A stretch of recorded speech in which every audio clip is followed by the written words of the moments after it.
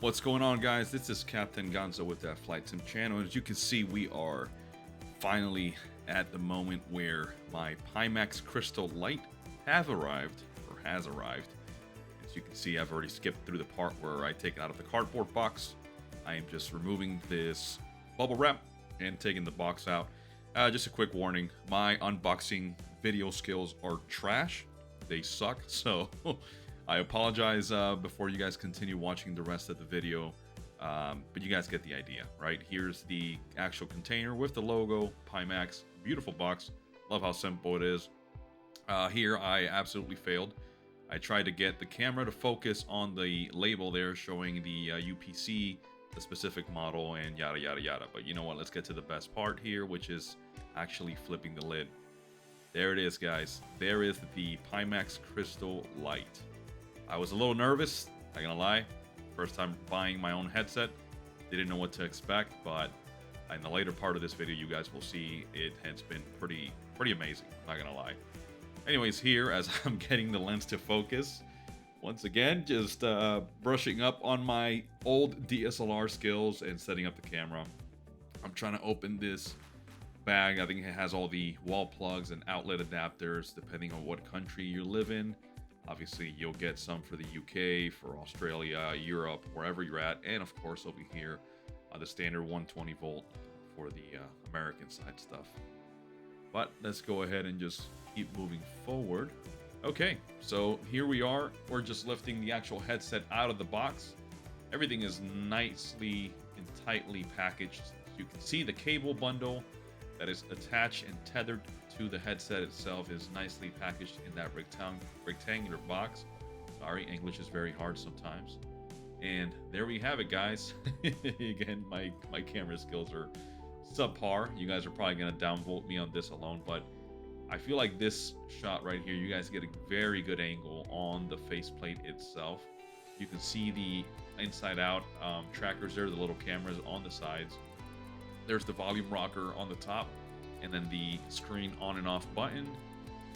You've got the default padding, default speakers. I did not order the DMAS additional high fidelity sound speakers, but I do plan on getting them because, yeah, the audio quality on these by themselves, it's okay. It's not terrible, not great, but to be honest, if you're like me, if you share the simulator office with your spouse who uses this for actual work, you're going to benefit from having the built-in speakers, and she won't hear a thing or he won't hear a thing. So definitely not terrible, but again, could be better. So maybe one day I'll order the DMAS speakers, however you call those.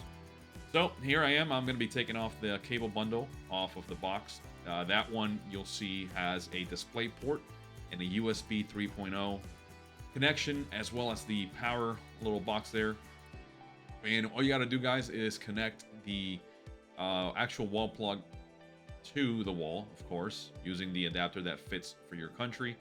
And you connect it straight to that little rectangular power strippy thingy. I don't know what you call it right now. My brain's not functioning. But yeah, it's pretty straightforward. The only thing I got to figure out, guys, is you can see there's a lot of cable, which is a good thing. You want to have more cable than not enough. You just got to figure out how you're going to route the cable around your desk and your setup, and especially when you're moving your head in the simulators, because it is a lot of slack, which I personally love. I'd rather have too much than not enough. But anyways, here we are. We're just continuing on with the unboxing part. Again, I'm probably going to edit this part of the video, and maybe not. You know, I'm just going to keep it in there just for comedy and for you guys to completely make fun of me. Here we go. I think this is the wall plug that you need, the actual power brick, per se, for the headset. Remember, guys, the Crystal Light does not have an actual battery, okay? Which is one of the plus sides. You don't have to worry about the additional weight and, oh my god, I ran out of battery, let me charge this thing. No. So instead, you get this, right? This is your power, your wall outlet plug, whatever you call it. And using the adapter that you need, then you clip it into place there, plug it in, and then connect the little DC cable there to the box, and you're good. But guys, that's pretty much it. There's nothing else really included in the box. Again, the Crystal Light. So stay tuned, because we're going to look at some footage now and the simulators. Okay, guys, so here we are in Microsoft Flight Simulator 2020. Of course, you guys know that that Flight Sim channel does indeed fly in that Flight Sim. So, we're putting on the geez, oh my god, wow. Anyways, Pimax Crystal Lights, guy, going on my head, and we are in the Flight Sim where Cessna 414 Chancellor, and we are in Milford Sound and beautiful New Zealand. As you can see, the Pimax Crystal Light is absolutely incredible.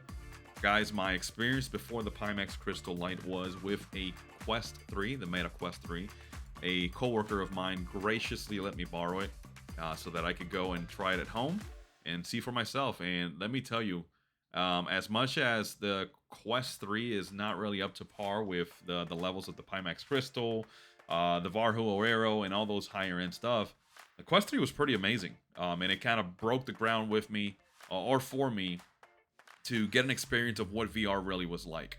So as you can see, going to the Pimax Crystal Light, there's a definitive upgrade. The clarity, the colors, the sharpness of everything on the instrument panels, whether it be digital or analog, it's insane, guys. It is very, very, very, very clear. I am not even kidding, all right? That is not an attempt to try to, you know, one up the Pimax Crystal versus whatever. So anyways, I'm skipping forward through here. Let's get to where the engines are actually running, and we're going to start our taxi out on the 414. As you can see, I've got some beautiful snow coverage all over the mountaintops here. Just checking the flaps here, making sure they're working. Pretty cold conditions, if you ask me. So, but yeah, the clarity and the colors of the Pimax Crystal Light, I got to tell you guys, it is one of the things that really stood out to me. And honestly, I'm still tweaking the settings. But if you follow the VR Flight Sim Guy's channel, check him out. He's got an actual settings guide for those of you with the Pimax Crystal Light, and kind of depending on what graphics card you're running. So he ranges it from the 3090 to a 4070 Ti and then a 4090. I, of course, have got the RTX 4080, so I'm somewhere in between that 4070 and 4090. And guys, let me tell you, VR Flight Sim Guy's settings guide really, really helped me make a change, because a few days ago when I first got the unit and I just threw them on, I was still running everything on Ultra, you know, just wanted to try my PC out. And guys, I promise you, even with the 4090, even with 64 gigabytes of RAM or whatever you may have, you're still going to have some struggles, okay? The Pimax Crystal has a native resolution of 2880 by 2880, so you're getting a lot of display, a lot of color, a lot of data, and a lot of resource demanding stuff that's happening. So don't be afraid to reduce settings a little bit. I promise you guys, you're not going to notice it. I promise. I thought that I was going to see some crappy textures, some crappy rendering, and to be honest, guys, VR Flight Sim Guy was correct. Just go ahead and set those settings to medium, bring it down a few notches.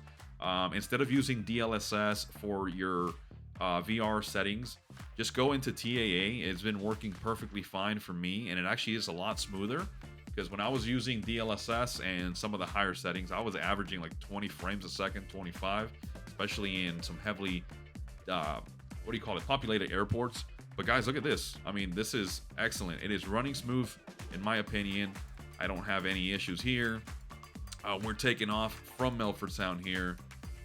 Let's just go forward. There's the sunlight. Look at that. Look at the water. Look at the reflection. As I was taking off, I was not even paying attention to my airspeed. I was just looking outside and just taking in the views. You guys know that Captain Flacco and I just flew here a few weeks ago, and I am in love with this place now.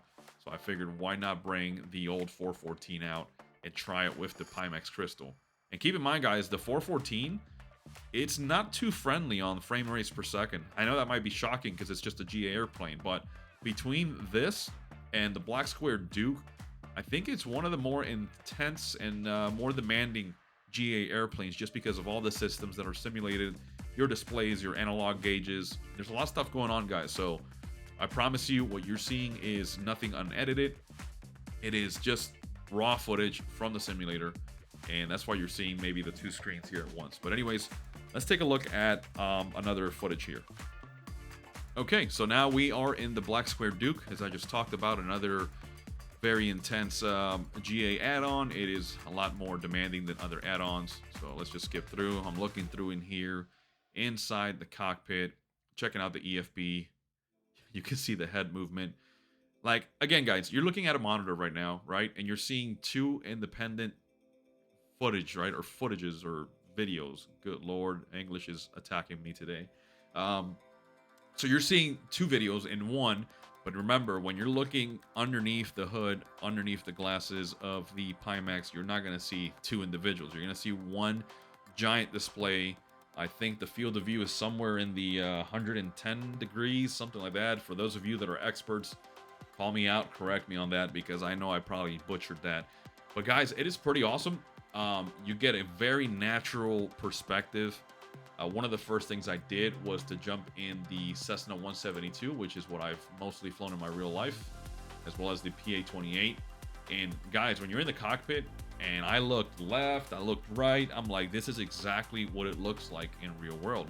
And it just gives you that level of immersion that you probably don't get even with Track IR.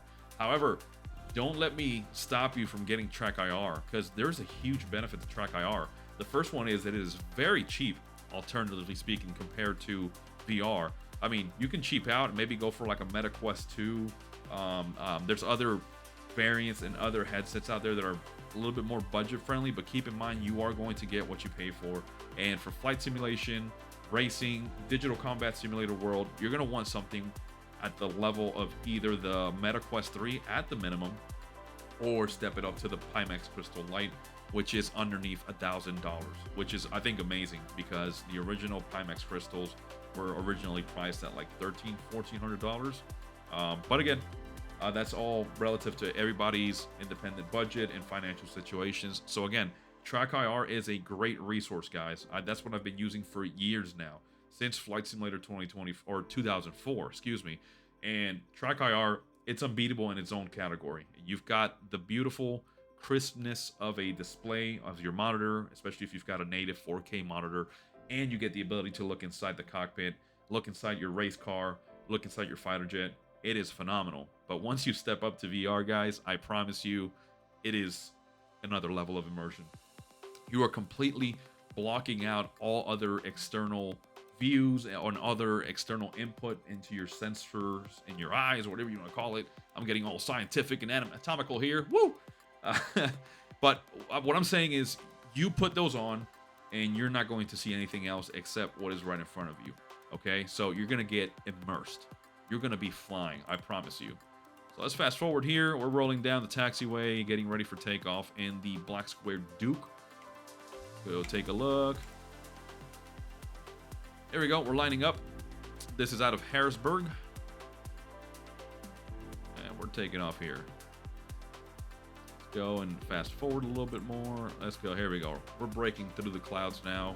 We are climbing out of the rainy conditions down underneath. And guys, look at this. Just look at the lighting, look at the shadows changing in the cockpit. You can see the clouds, which I believe I set to medium. They still look pretty darn good if you ask me. But everything else, collectively speaking, it's somewhere in the medium to high settings. So I'm still pushing my system a little bit, but not as hard as I was initially. However, I still think I can manage to get some settings a little bit higher and maybe get away with some smooth frame rates in the time being. I'm a quality sucker, right? So I like to see amazing graphics and performance. I'm that guy, right? I know you guys are gonna tell me, hey Gonzo, yeah, you either get one or the other, right? I know, but I like to push the limits every time. I've been doing this in Flight Sim 2004. I've been doing it since FSX came out, and I'm still gonna do it now through 2020 and 2024. I'm gonna push the limits to make sure that the simulator looks as good as possible and runs as optimal as possible. But yeah, check it out. I'm here in the back seat, guys, pretending I'm a passenger who might be slightly drunk. I promise I don't know. I may know. And I'm here messing with the camera settings. But once you're back there in the fuselage and the seats, guys, you look down and you look forward towards the cockpit, and it feels pretty crazy. It feels like you're actually there. It just gives you that sensation because of the scaling of the aircraft and how it is rendered through the headset. So it is pretty phenomenal. I'm very impressed so far. So let's go ahead and just fast forward a little bit here. Here we are on the outside looking at some up close footage of the Duke going through some clouds here. Look at the sunlight, look at the shadows. And I gotta tell you, this is the local dimming version of the Pimax Crystal Light.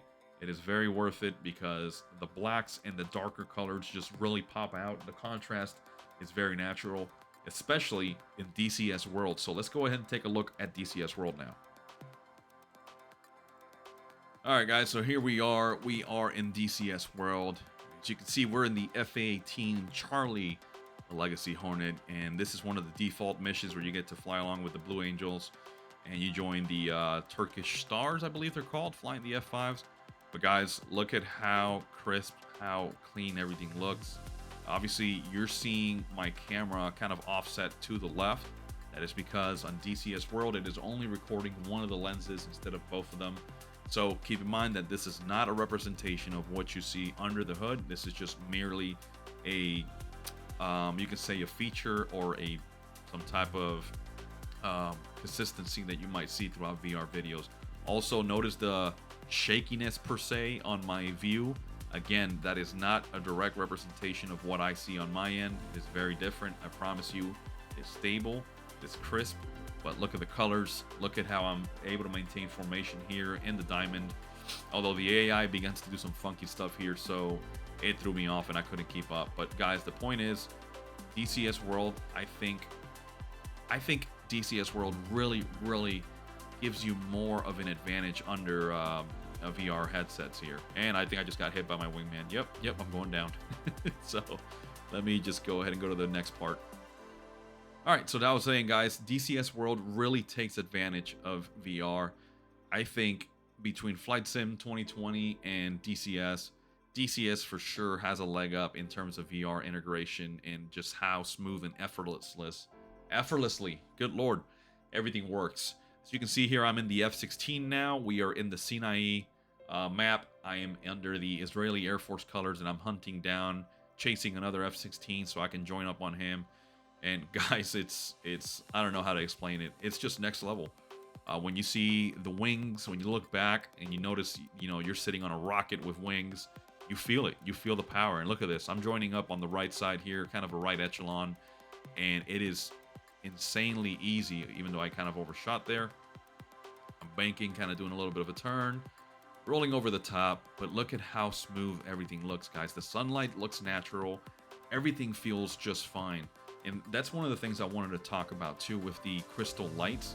So the sweet spot, and for those of you who may not know, the sweet spot is how you set up the headset to your eyes where you can see everything clearly. If you've ever looked down a scope, right, for example, on a hunting rifle or a set of binoculars, you can't just look at that magnified glass, right, from any angle.